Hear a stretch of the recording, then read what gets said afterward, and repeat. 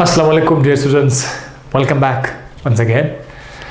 आज का टॉपिक है सेकेंड ईयर के बायोलॉजी में चैप्टर जेनेटिक्स से प्रोबेबिलिटी। प्रोबेबिलिटी का लफ्ज़ जो है ये दरअसल मैथ का लफ्ज़ है और आज हम बायोलॉजी के अंदर थोड़ा बहुत मैथ भी आपके लिए जो है थोड़ा सा डिस्क्राइब करते हैं। प्रोबेबिलिटी का मतलब है क्या चीज़? जब भी कोई इवेंट हो रहा हो उसके होने के कितनी चांसेस होते हैं। मिसाल के तौर पर आज बारिश होने वाला है तो बारिश होने की कितनी चांसेस हैं, ठीक है, इसको कहते हैं प्रोबेबिलिटी। बिल्कुल भी नहीं हो सकता है, ठीक है, दो साइड्स है। बारिश बिल्कुल भी नहीं हो सकता, पक्की बात है, या बारिश हो सकता है, ये कंफर्म है। अब बीच में कभी अभी 10% बारिश होने की चांसेस है, आज 20% चांसेस है, आज 50% चांसेस है, आज 70% चांसेस है। तो ये किसी भी इवेंट का, बारिश का होना एक इवेंट है, बारिश का होना एक इवेंट है। अब इसके इम्कानात कितने हैं, इसको बोलते हैं प्रोबेबिलिटी, इसके होने के इम्कानात, बारिश के होने के। अच्छा, क्रिकेट मैच चल रहा है, वो एक इवेंट है, इसके अंदर है जीत, विन। कितनी प्रोबेबिलिटी है कि ये कंट्री ये मैच जीत जाएगा? 10%, 20%, 30%। तो वहां पर भी आप प्रोबेबिलिटी लगा लेते हैं। तो हम आज इसी चीज को बायोलॉजी में भी डिस्कस करते हैं और आपको कुछ कैलकुलेशन भी करा देते हैं। कैलकुलेशन हमारे पास यहाँ पर है। एक तो प्रोबेबिलिटी का डेफिनेशन है the chances of an event to occur. कोई भी इवेंट कितनी इम्कानात है कि वो हो जाएंगे, छोटा सा डेफिनेशन है। लेकिन आपके बायोलॉजी वाला डेफिनेशन ये नहीं है। बायोलॉजी में जो चीज़ है उसको समझाने के लिए पहले मुझे यहाँ आना पड़ा। ये प्रोडक्ट रूल हम लोग पढ़ेंगे। प्रोबेबिलिटी का अपना एक स्केल होता है 0 से लेकर 1 तक। 0 का मतलब यह है कि कोई जो इवेंट है वो 100% श्योर है कि नहीं हो सकता। तो जब नहीं हो सकता इसके लिए हम लोग 0 लगाएंगे। 100% श्योर है कि नहीं हो सकता और 100% श्योर है कि ये हो सकता है, तो इसके लिए हम लोग क्या लफ्ज़ लिखेंगे? 1 लिखेंगे, ठीक है।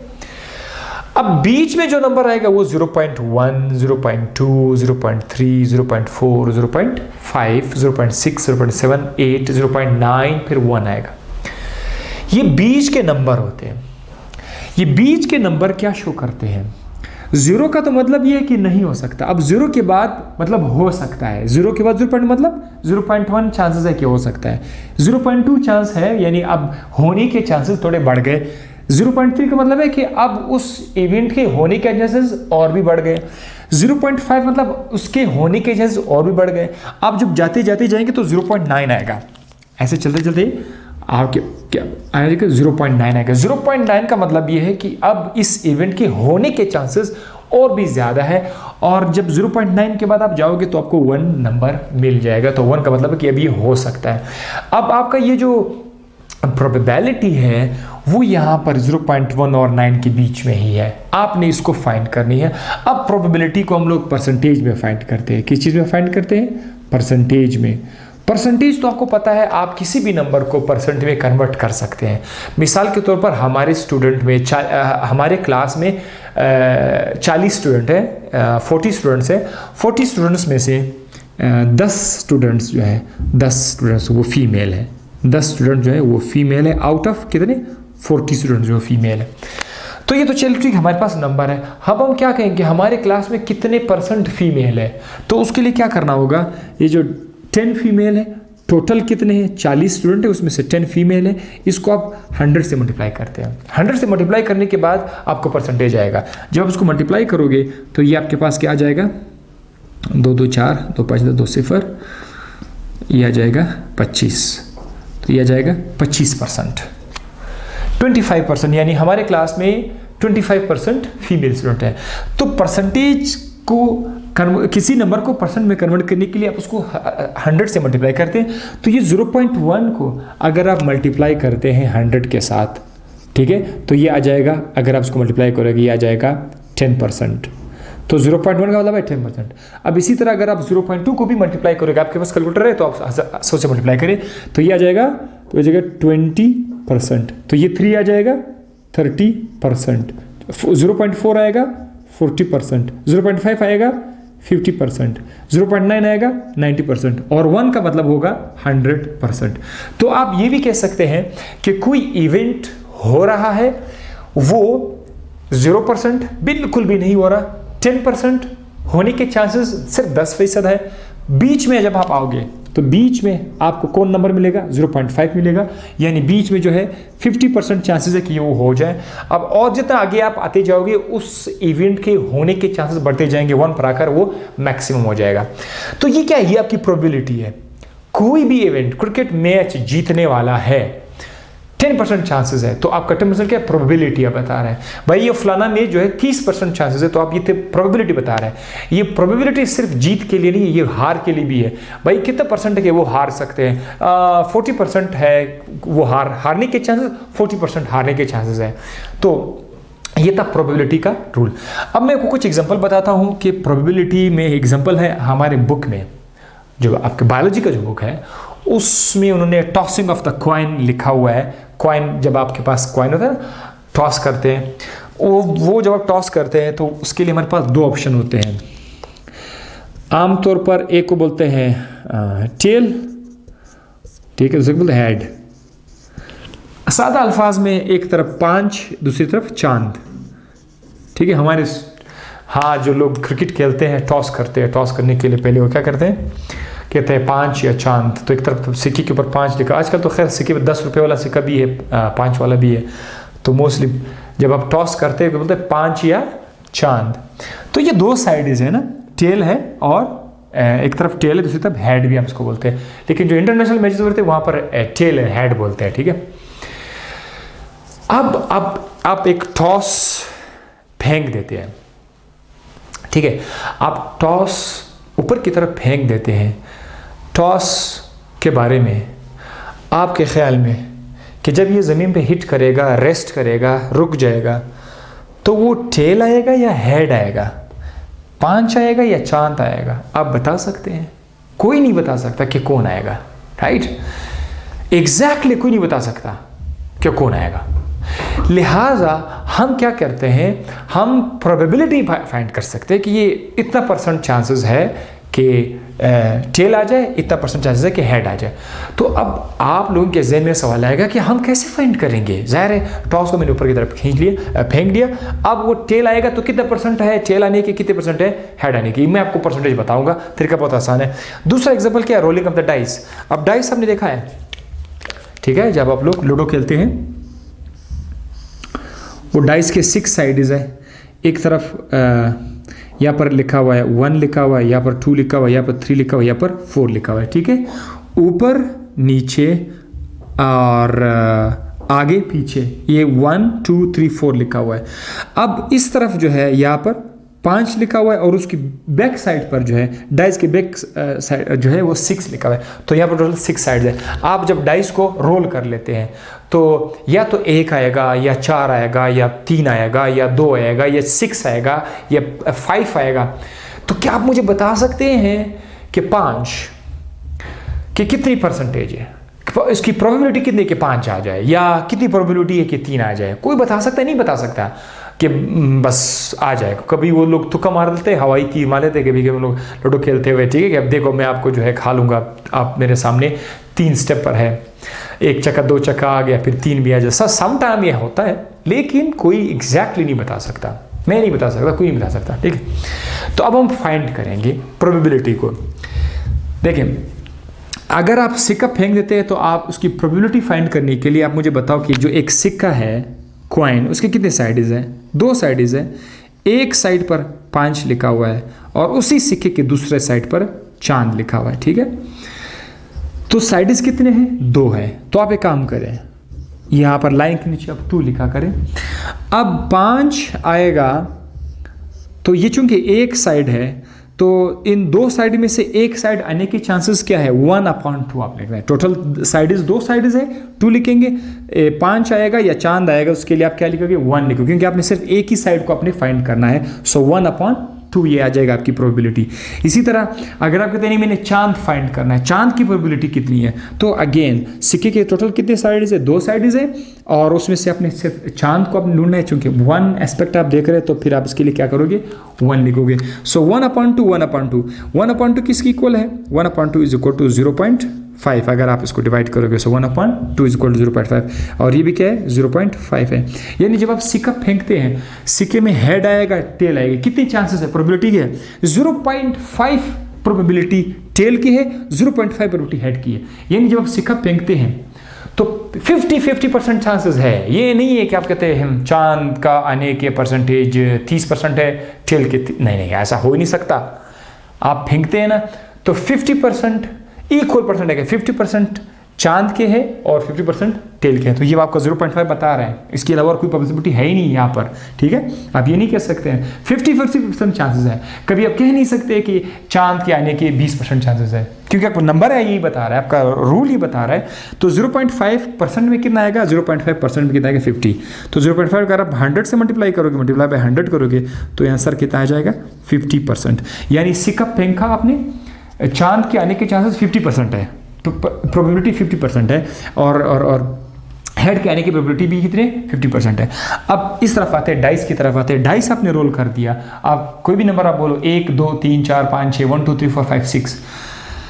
लेट सपोज 4 के आने की चांसेस क्या है, प्रोबेबिलिटी क्या है, तो आप क्या करो, कैसे फाइंड करोगे, ये बहुत आसान है। मुझे बताओ कि टोटल साइड्स कितने हैं, टोटल साइड्स कितने हैं। सिक्के में तो 2 साइड्स थे, इसमें 6 साइड्स है, तो आप लोग लाइन के नीचे 6 लिखा हो। मैं आपको जैसे बता रहा हूँ, तरीका बता रहा हूँ, ठीक है, कि प्रोबेबिलिटी को फाइंड किस तरह करते हैं।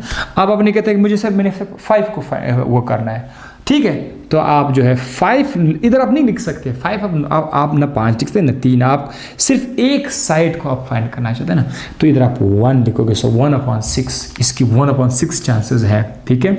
इसी तरह अगर आप 3 का भी इसी तरह 1/6 आएगा, 4 के लिए भी 1/6 आएगा, 2 के लिए भी 1, यानी एक डाइस में जो भी नंबर आप इसकी प्रोबेबिलिटी आप फाइंड करना चाहोगे तो उसकी प्रोबेबिलिटी ये आएगी 1/6 आएगा। 1/6 को आप लोग चेक कर ले कि इसका आंसर कितना आता है, ठीक है।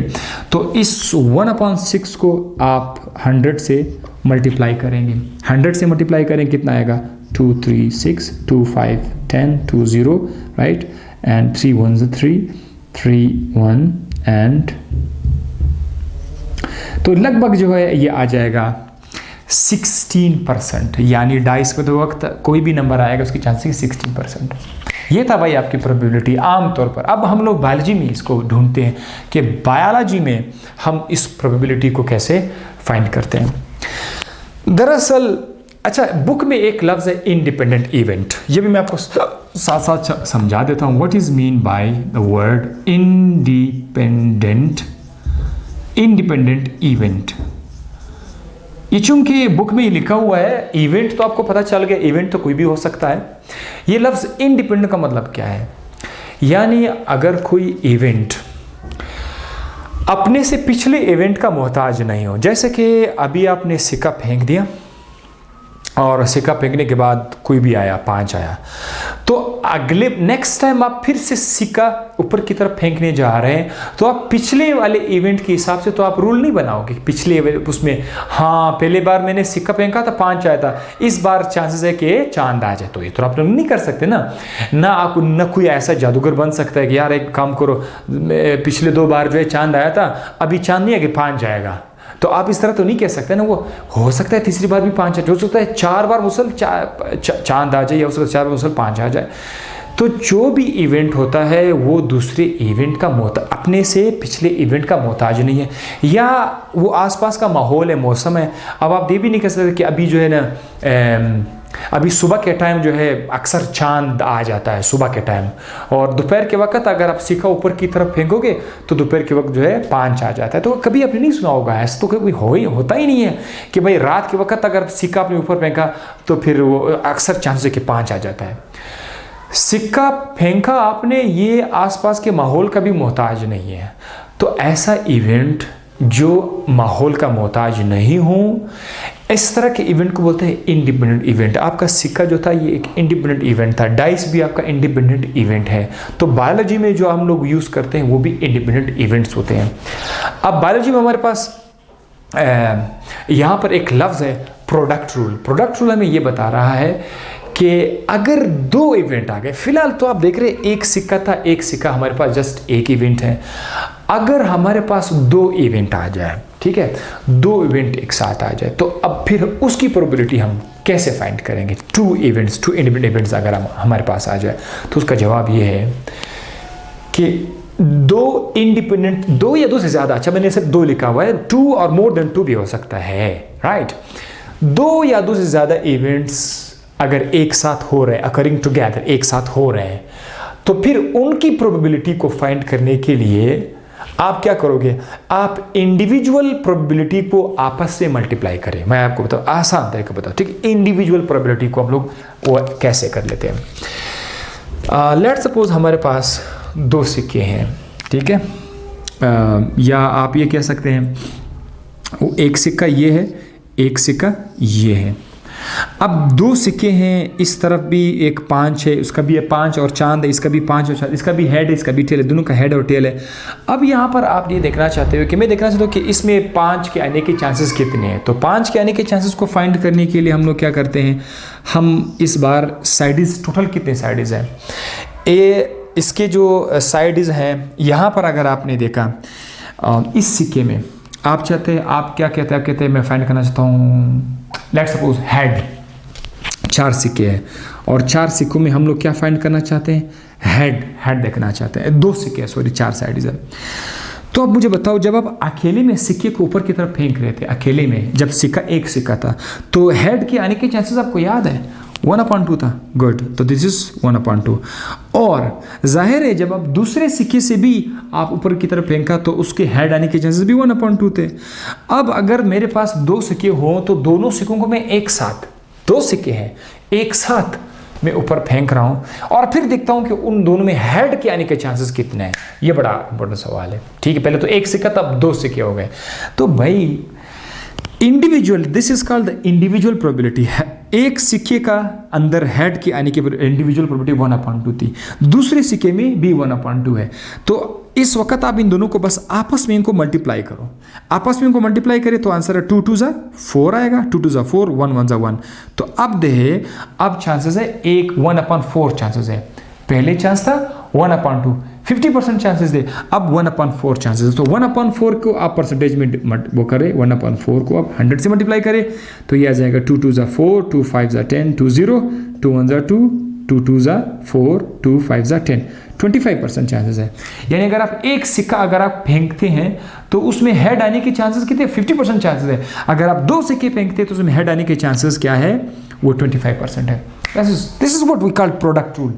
अब आपके पास 3 सिक्के भी हो सकते हैं, चले भाई हमारे पास 3 सिक्के हैं, 1 2 3 सिक्के हैं, 3 सिक्कों का हेड भी है, टेल भी है, हेड भी है, टेल, दोनों का हेड टेल है। आप कहते हैं कि अगर 3 सिक्कों को मैं एक साथ, वो है ना probability to occurring together, more than 2 और more than 2 events occurring together, एक साथ हो रहे हैं। तो एक इवेंट, दूसरा इवेंट, तीसरा इवेंट एक साथ हो रहे हैं। और जब एक साथ हो रहे हैं तो यहाँ पर आप कहते हैं कि हेड के आने के चांसेस क्या है। हमें पहले से पता है कि अगर एक सिक्का हो तो इंडिविजुअली वहाँ पर है 1/2, इसमें भी 1/2, इसमें भी 1/2 आएगा। तो आप इन सबको आपस में मल्टीप्लाई करें, ठीक है, 2 2 ज़ा 4, 4 ज़ा 8। सो अब चांसेस है 1/8, आप इसको मल्टीप्लाई करें 100 के साथ। तो ये तो मैंने सिक्के में बताया था। अब हम आ जाएंगे जेनेटिक्स की तरफ आएंगे। जेनेटिक्स में आपको पता है मेंडल्स लॉ के मुताबिक गेमीट्स अपने आप को इंडिपेंडेंट असॉर्टमेंट, आपने देखा होगा लॉ ऑफ इंडिपेंडेंट असॉर्टमेंट। हमने क्या कहा था कि गेमीट्स जो हमारे पास गेमीट्स होते हैं, ठीक है, गेमीट्स उसके अंदर जीन्स होते हैं, ठीक है, 1 2 जीन्स होते हैं और ये जीन्स एक दूसरे से अलग हो जाते हैं, सेपरेट हो जाते हैं। अब हम ये फाइंड करते हैं, लॉ ऑफ इंडिपेंडेंट असॉर्टमेंट आप लोगों ने पढ़ लिया था, बल्कि वो मैं थोड़ा इधर आपके लिए थोड़ी सी जगह बना देता हूँ, इधर आपके लिए थोड़ी सी जगह बना देता हूँ। लॉ ऑफ इंडिपेंडेंट असॉर्टमेंट में आपने क्या किया था, आपने राउंड येलो, ये एक प्लांट था, इसको आपने क्रॉस किया था किसके साथ, रिंकल ग्रीन प्लांट के साथ आपने इसको क्रॉस किया था। आपको याद होगा, ये मैंने ऑलरेडी आपको मैं पढ़ा चुका हूँ F1 में तमाम के तमाम बच्चे क्या आए थे, राउंड येलो आए थे।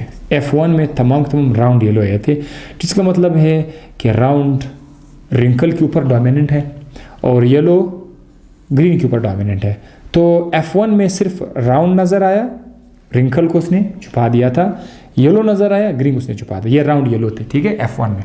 फिर जब हमने राउंड येलो को आपस में एक दूसरे के साथ क्रॉस किया, राउंड येलो के साथ जब हम लोगों ने क्रॉस किया, तो F2 में हमारे पास, F2 में हमने देखा कि F2 में हमारे पास मुख्तलिफ़ किस्म के प्लांट्स आए। उनमें से राउंड येलो शामिल था, राउंड येलो उसमें शामिल था, राउंड रिंकल ग्रीन भी उसमें शामिल था, रिंकल ग्रीन भी उसमें शामिल था, और साथ ही साथ दो नए किस्म के फिनोटाइप्स यहाँ पर थे, ठीक है, दो नए किस्म के फिनोटाइप्स यहाँ पर थे।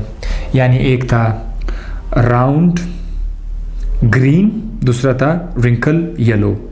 ये दो और फिनोटाइप्स थे और इसका रेशो आया था 9:3:3:1। मैं मेंडल के लॉ ऑफ इंडिपेंडेंट सॉर्ट में दोबारा नहीं जाना चाहता और आप लोगों में ये सारी मैं पढ़ा चुका हूँ 9:3:3:1। आज के टॉपिक में प्रोडक्ट रूल जेनेटिक्स में आपको फर्टिलाइजेशन के बाद प्रोबेबिलिटी बताएगा, इम्कानात बताएंगे कि मटर के पौधे में कितने बच्चे, अब वही बात आ रही, इवेंट्स, बच्चे कितने बच्चे राउंड येलो आएंगे। सो यही इवेंट है, तो कितने बच्चे राउंड येलो आएंगे, कितने जो है रिंकल येलो आएंगे, कितने जो है वो रिंकल ग्रीन आएंगे, सही है।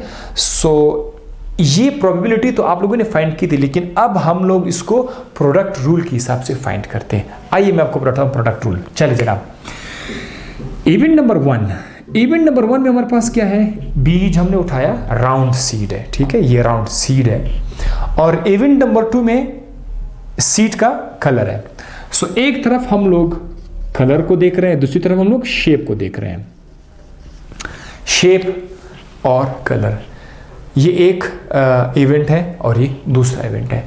आमतौर पर हम लोग शेप को एक अलग क्रॉस में पढ़ते थे, अलग अलग है। कैसे, अगर आपको याद हो तो ये कुछ इस तरह से था, राउंड सीड। शेप के हवाले से बीज या तो राउंड होंगे या फिर रिंकल होंगे। ये हमारे पास रूल था, बीज या तो राउंड होगा या रिंकल होगा।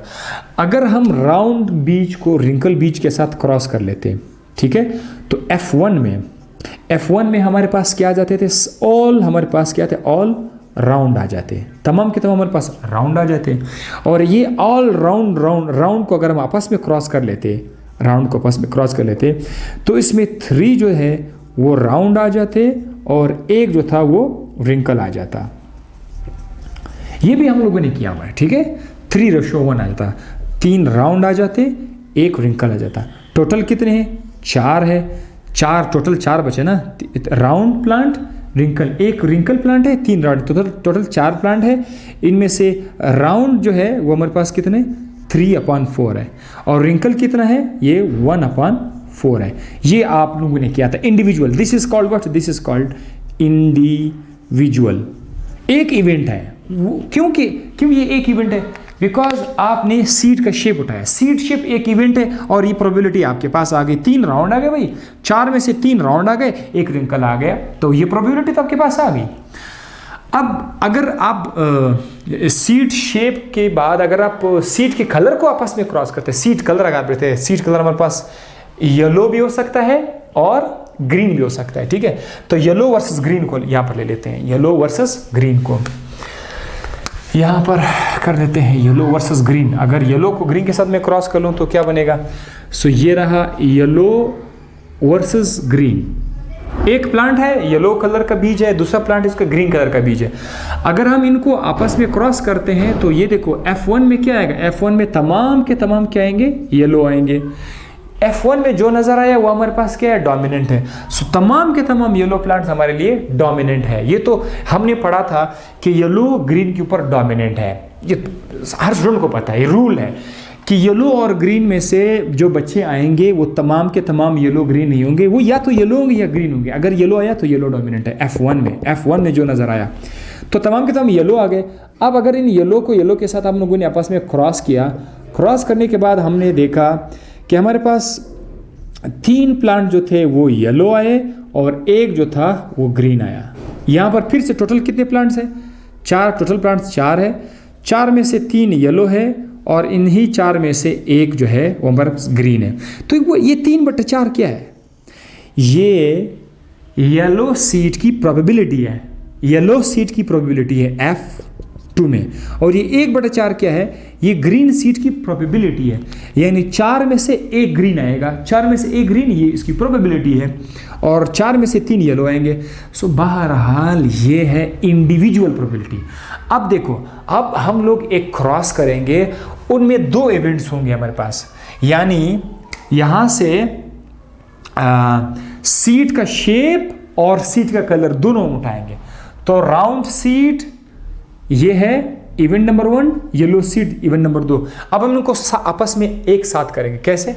ऐसे अगर हम क्रॉस कर देते हैं राउंड येलो मुकाबला राउंड येलो, ठीक है। अब आप राउंड येलो दोनों आप देख रहे हैं। राउंड क्या है? Round is seed shape, yellow क्या है? सीड कलर है। यहाँ पर राउंड क्या है? सीड शेप, येलो क्या है? कलर है। तो 2 इवेंट हमारे पास हैं। अब इनको हम लोग जो है क्रॉस करेंगे और देखेंगे कि कितने बच्चे जो है वो राउंड येलो आएंगे, कितने बच्चे राउंड येलो आएंगे। इसके लिए हम जाएंगे कहाँ पर? प्रोडक्ट रूल की तरफ। प्रोडक्ट रूल क्या है? प्रोडक्ट रूल में 2 इवेंट्स या 2 ज़्यादा इवेंट अगर एक साथ हो रहे हैं तो उनकी प्रोबेबिलिटी को फाइंड करने के लिए उनकी इंडिविजुअल प्रोबेबिलिटीज आपस में मल्टीप्लाई करेंगे। अब चलो, अब मुझे साथ साथ बताते जाएं। मैं ये जगह मिटाने जा रहा हूँ, ठीक है। यहाँ से आप ही मुझे बताएंगे कि अगर आप चाहते हैं कि मैं राउंड येलो को फाइंड करना चाहता हूँ, राउंड येलो को, तो राउंड येलो की प्रोबेबिलिटी कितनी है, ये हम लोग अलग से फाइंड करेंगे। अगर आप कहते कि रिंकल ग्रीन की प्रोबेबिलिटी कितनी, वो भी हम लोग अलग से फाइंड करेंगे। जो भी आप चाहे हम लोग उसकी प्रोबेबिलिटी फाइंड करेंगे। चलो सबसे राउंड येलो की तरफ आते हैं। राउंड येलो की प्रोबेबिलिटी फाइंड करने के लिए पहले मुझे बताऊं राउंड की इंडिविजुअल प्रोबेबिलिटी क्या है। राउंड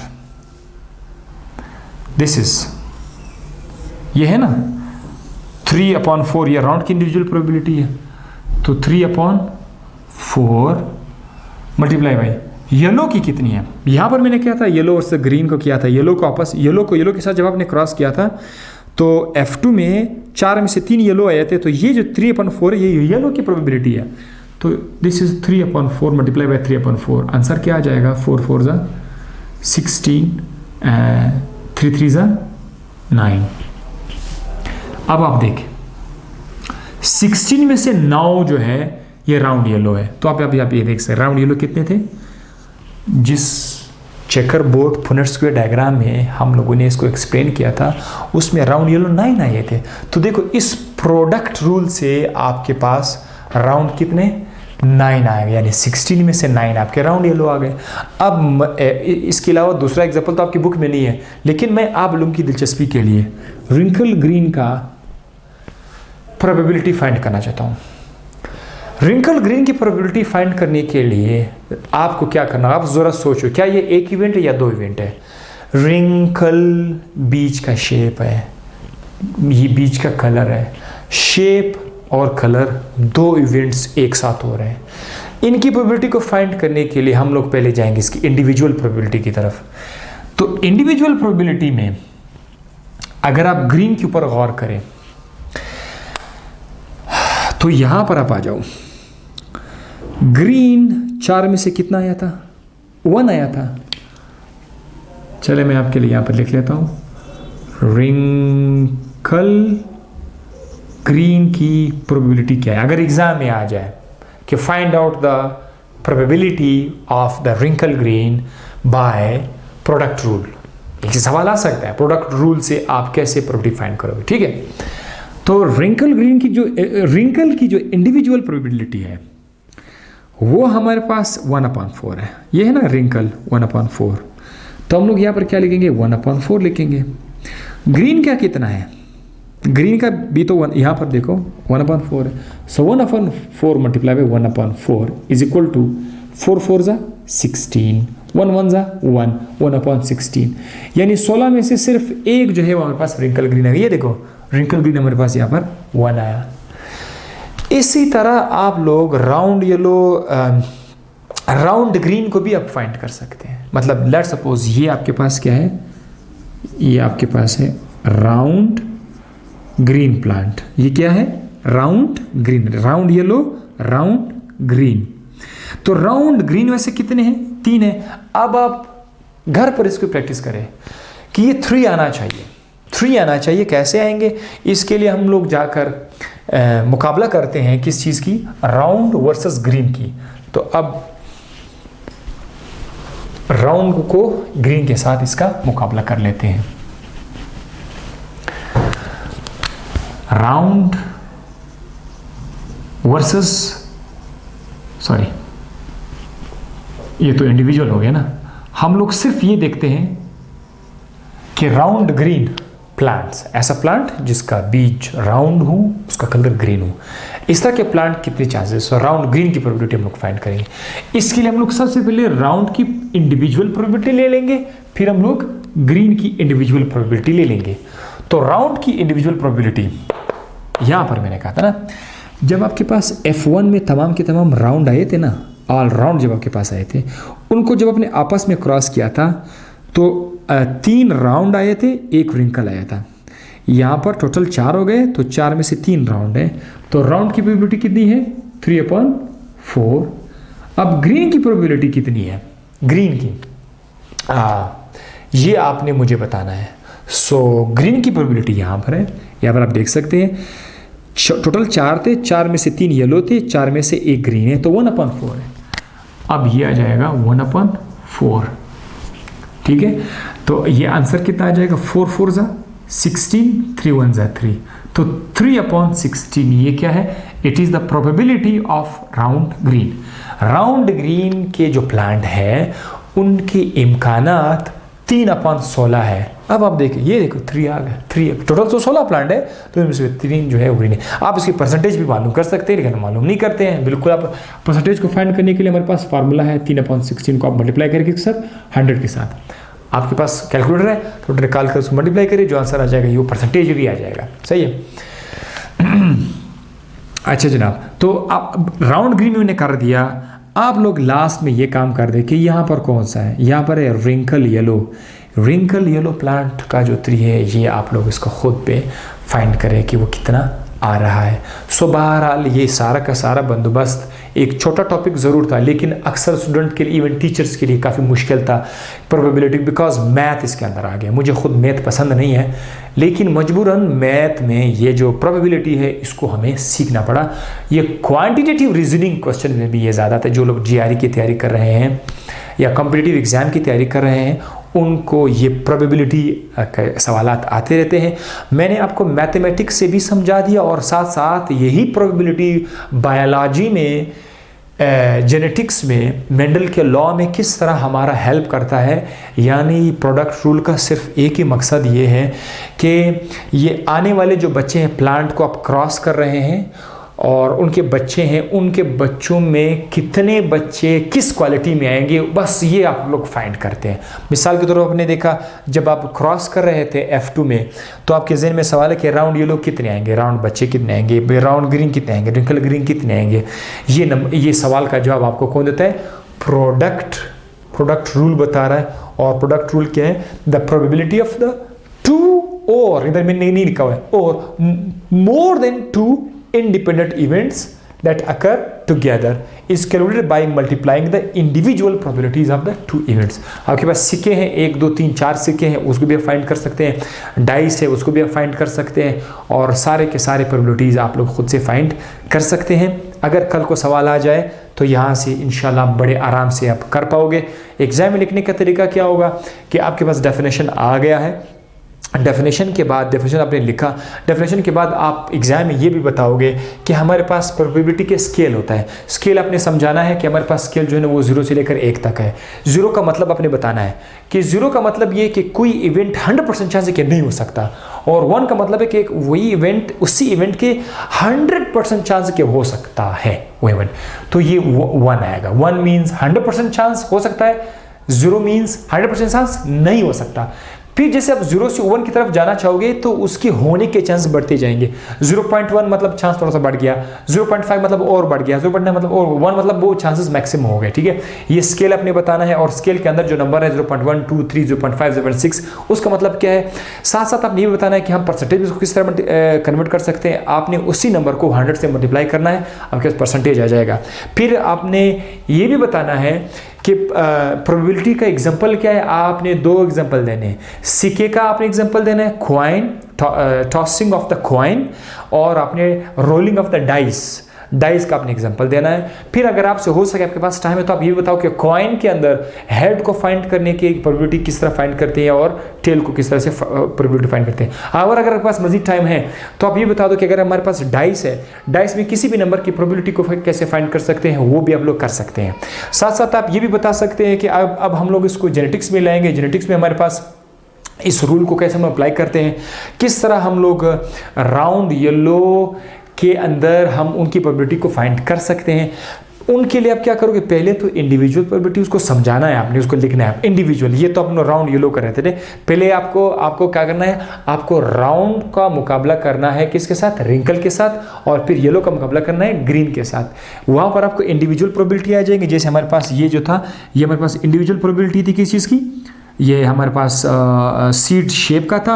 और यहाँ पर जो हमारे पास आया, ये ब्लू कलर में जो आया, ये हमारे पास क्या था, ये कलर की प्रोबेबिलिटी है। तो पहले आपने इंडिविजुअल प्रोबेबिलिटी फाइंड की F2 में, इधर भी आपने इंडिविजुअल प्रोबेबिलिटी फाइंड की F2 में। उसके बाद इसके बाद इन्हीं चीज़ों को देखकर आप उनको कंबाइन करके उनसे आप बना सकते हैं। यानी मैं एग्जाम में आपको या तो राउंड येलो का आएगा तो आपको उसको कैसे फाइंड करनी है। एक चीज़ मैंने कर दिया, इसी को देख कर मैंने राउंड येलो को भी फाइंड किया, राउंड ग्रीन को, रिंकल येलो को, रिंकल ग्रीन को, सबको मैंने फाइंड करके दिखाया। लेकिन इसका फ़ायदा काम मुझे मिला जब आप इंडिविजुअल प्रोबेबिलिटी को आप कर सकते हैं। ये इंडिविजुअल प्रोबेबिलिटी सिर्फ वो स्टूडेंट कर सकते हैं जिन्होंने लॉ ऑफ सेग्रीगेशन मेरे साथ पढ़ा हो। Law of segregation, law of segregation में आप सिंगल क्रॉस करते थे, मोनोहाइब्रिड क्रॉस करते थे, उसमें आप येलो को ग्रीन के साथ क्रॉस करते थे। F1 में तमाम के तमाम येलो आ जाते, फिर येलो को येलो के साथ क्रॉस कर लेते थे। F2 में जाकर 4 प्लांट आते थे, 4 में से 3 येलो होते थे, 1 ग्रीन था। तो ये नक्शा था।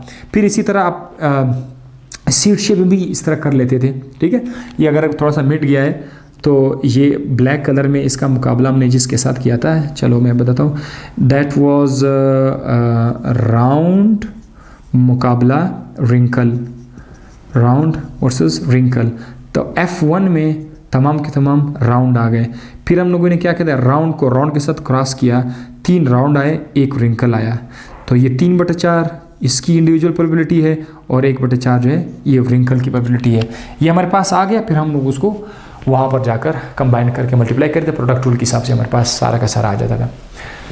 इसके साथ ही ये लेक्चर यहाँ पर आके ख़त्म हो जाता है।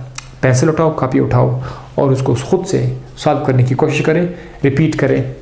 आई होप आपको समझ आ गया होगा। तब तक के लिए मुझे दीजिए इजाज़त। अल्लाह हाफ़िज़, बाय बाय।